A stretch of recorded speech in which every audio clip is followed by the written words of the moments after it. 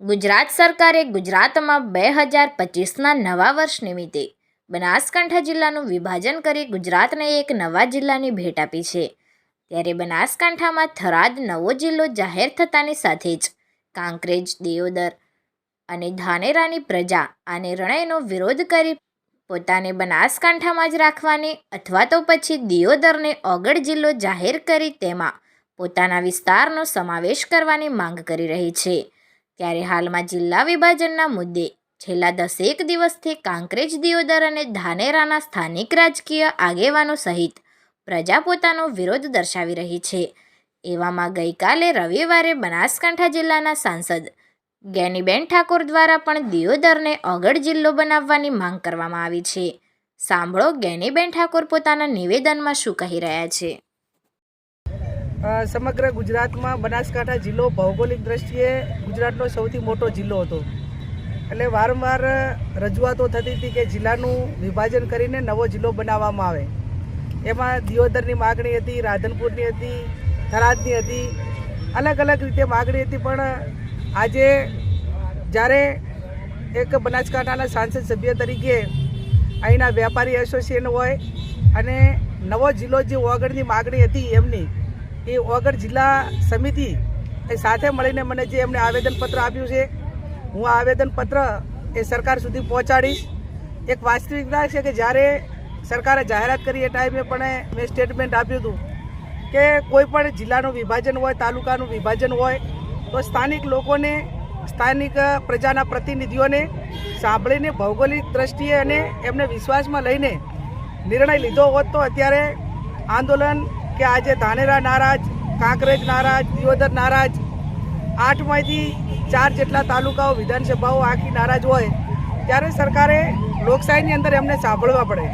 અને સાંભળ્યા વગર પણ ઘણી રીતે એમને જે અહીંના લોકો એમની પાસે કદાચ રજૂઆત કરવા ગયા હોય તો પણ પૂરતા સાંભળ્યા નથી.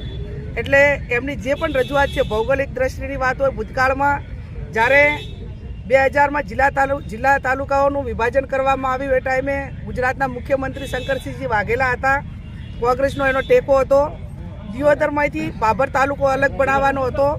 એ ટાઈમે હું તાલુકા પંચાયતની પ્રમુખ હતી અને તાલુકા પંચાયતના પ્રમુખમાંથી મારે બાબર તાલુકો અલગ બનતા એ પદેથી મારે રાજીનામું આપવું પડ્યું હતું અથવા તો ગેરલાયક સભ્યોની વેચણના કારણે હું પ્રમુખમાં નથી રહી શકી.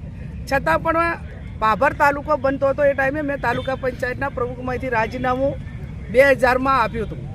એટલે એક પ્રજાના પ્રતિનિધિએ પ્રજા માટે કરીને લડવું જોઈએ. એક લોકશાહીનો આપણને જે સત્તા સ્થાને બેહાડ્યા હોય પ્રજાએ બેહાડ્યા છે.